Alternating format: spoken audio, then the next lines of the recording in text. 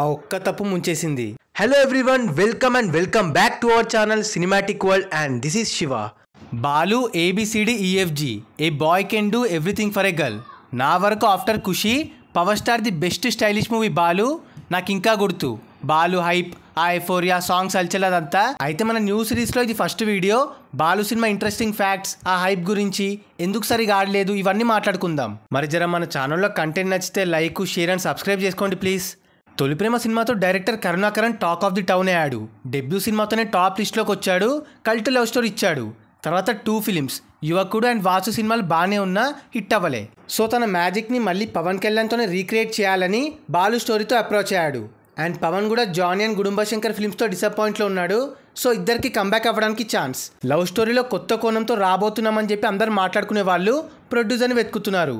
చాలామంది లిస్ట్లో ఉన్న అశ్విని దత్ని ఓకే చేశాడు పవర్ స్టార్. మ్యూజిక్ డైరెక్టర్గా అప్పుడు పీక్ అండ్ ప్రైమ్ టైంలో ఉన్న మనీష్ శర్మను ఓకే చేశారు. కథకు 2 హీరోయిన్స్ కావాలి, కీ హీరోయిన్ని సెలెక్ట్ చేస్తున్నారు. హిందీ యాక్టర్స్ అనుకున్నారు. ఫస్ట్ నమ్రతని అడిగారు. బట్ అప్పుడే మహేష్ బాబుతో రిలేషన్షిప్లో ఉన్నందువల్ల నో చెప్పాల్సి వస్తే ఇంకో నార్త్ యాక్ట్రెస్ అయిన నేహా ఒబెరాయ్ని తీసుకున్నారు. అండ్ ఫస్ట్ హీరోయిన్గా శ్రేయా ఫిక్స్. అప్పటికి one of the high budget cinema అది. బట్ షూటింగ్ తొందరగానే కంప్లీట్ చేశారు మూవీ యూనిట్. డిసెంబర్లో మ్యూజిక్ క్యాసెట్స్ వదిలారు. తెగ అమ్ముడుపోయాయి. సాంగ్స్ అన్ని సూపర్ హిట్. ఇంతే నీలో జరిగే, కన్ను కొట్టిన, హట్ హట్ జా, ఇవి లూప్ మోడ్లో వినేవాళ్ళు. అందరి నోటి ఇవే. అప్పుడు మళ్ళీ మనీష్ శర్మ కుమ్మేశాడు. అండ్ అప్పుడు నెంబర్ 1 మ్యూజిక్ డైరెక్టర్. అండ్ రిలీజ్కి 10 రోజుల ముందే పండగ వాతావరణం, బీభత్సమైన హైప్, సెలబ్రేషన్స్, హల్చల్. అప్పటికి మోస్ట్ హైపర్ సినిమా బాలు. పైగా ప్రమోషన్స్ కూడా గట్టిగా చేశారు. ఇక గ్రాండ్గా January 6th భారీ అంచనాలతో రికార్డ్ లెవెల్ స్క్రీన్స్లో రిలీజ్ అయింది బాలు. యూత్తో కలకలాడిపోయే థియేటర్లన్నీ హౌస్ఫుల్ ఫస్ట్ డే. ఇక టాక్ విషయానికి వస్తే లవ్ స్టోరీ అనుకుని వెళ్ళిన వాళ్ళందరూ డిసప్పాయింట్ అయ్యారు. కమర్షియల్ మూవీస్ ఇష్టపడే వాళ్ళకు పర్లేదు అనిపించింది. ఫ్యాన్స్కి అయితే మళ్ళీ వింటేజ్ లుక్స్లో, ఆ ఎనర్జెటిక్ పర్ఫార్మెన్స్లో అండ్ గ్యాంగ్స్టర్గా గనీ రోల్లో వాళ్ళకి తెగ నచ్చేశాడు పవర్ స్టార్. సో అన్ని ఆస్పెక్ట్స్ పరంగా చూస్తే పవన్ కళ్యాణ్ 1 మ్యాన్ షోగా ఓవరాల్గా మిక్స్డ్ టాక్ వచ్చింది సినిమాకి. భారీ అంచనాలతో రావడం, ఒకటి ఎక్స్పెక్ట్ చేస్తే ఇంకోలా ఉండడం, సెకండ్ హాఫ్ డల్గా ఉండడం అండ్ మరీ ముఖ్యంగా క్లైమాక్స్ వల్ల సినిమాకి యావరేజ్ టాక్ వచ్చి వీకెండ్ తర్వాత డల్ అయిపోయింది. పైగా నెక్స్ట్ వీకే సిద్ధార్థి నువ్వొస్తానంటే నేను వద్దంటన్న సినిమా యునానిమస్ బ్లాక్ బస్టర్ టాక్ రావడంతో ఆడియన్స్ అంతా షిఫ్ట్ అయిపోయారు. దాంతో 12 కోట్ల వరకు షేర్ కలెక్ట్ చేసి ఓవరాల్గా 3 to 4 crore లాస్తో యావరేజ్గా ఆడింది బాలు. బట్ ఆఫ్టర్ 10 years సినిమాని ఈ జనరేషన్ వాళ్ళు టీవీలో చూసి ఆ సాంగ్స్ విని అరే ఫ్లాప్ అయిందా అనుకొని బాగానే ఉంటుంది కదా అని చెప్పి అండర్ రేటెడ్ అనడం మొదలెట్టారు కొంతమంది. స్టిల్ బాలులో ఫ్లాస్ ఉన్న సినిమా చూడొచ్చు time పాస్కి. You're talking too much. Hey, you're talking too much. Tell me. Go back. Yeah, I'm going back. I'm coming forward. Yeah, tell me. What is it? ముఖ్యంగా పైన చెప్పిన aspects వల్ల.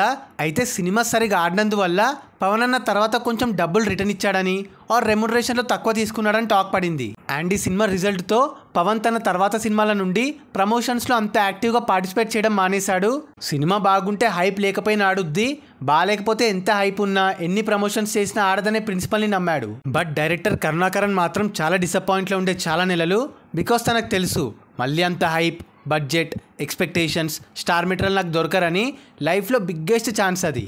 అందుకే అక్కడి నుండి భారీ బడ్జెట్లో కాకుండా నార్మల్ రేంజ్ లవ్ స్టోరీస్కి పరిమితమయ్యాడు. ఇప్పటికీ రిగ్రెట్ ఫీల్ అవుతాడు బాలు విషయంలో.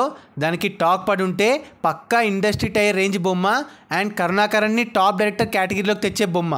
అన్ఫార్చునేట్లీ మిస్ అయింది. ఇప్పుడు పవన్ కళ్యాణ్వి మనం అజ్ఞాతవాసి, ఓజీ హైప్ తోపని మాట్లాడుకుంటున్నాం కానీ అప్పుడు బాలు క్రియేట్ చేసిన ఎఫోరియా సాంగ్స్ హల్చల్ అన్ఫర్గెటబుల్. ఎంతో మందికి memorable film Balu. Full fledged love స్టోరీగా తీసుంటే ఎక్కడికో వెళ్ళేది ఆ బస్కి. అయినా ఇప్పటికీ మనం టీవీలో వస్తే సరదాకి చూస్తూనే ఉంటాం ఆ కామెడీ పార్ట్స్ అండ్ సాంగ్స్కి. సో అది guys matter. Balu cinema interesting facts and info. Next సిరీస్లో ఏ సినిమా పైన ఫ్యాక్ట్స్ అండ్ రికార్డ్స్ కావాలో కిందే చెప్పండి, చేసేద్దాం. అండ్ అన్ని సిరీస్లానే ఈ సిరీస్కి కూడా కొంచెం సపోర్ట్ చేసి జర రీచ్ ఇస్తే మాకు కూడా బూస్ట్ అవుద్ది. మరి బాలు సినిమా పైన మీ పాయింట్ ఆఫ్ వ్యూని అండ్ ఎంతమంది సినిమాని థియేటర్లో చూసారు, ఆ హైప్ ఎంతమందికి గుర్తుందో కింద మాతో షేర్ చేసుకోండి.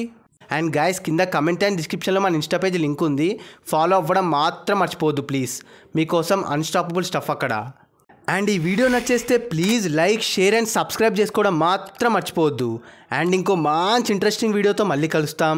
Until then take care, bye. Signing off team Cinematic world.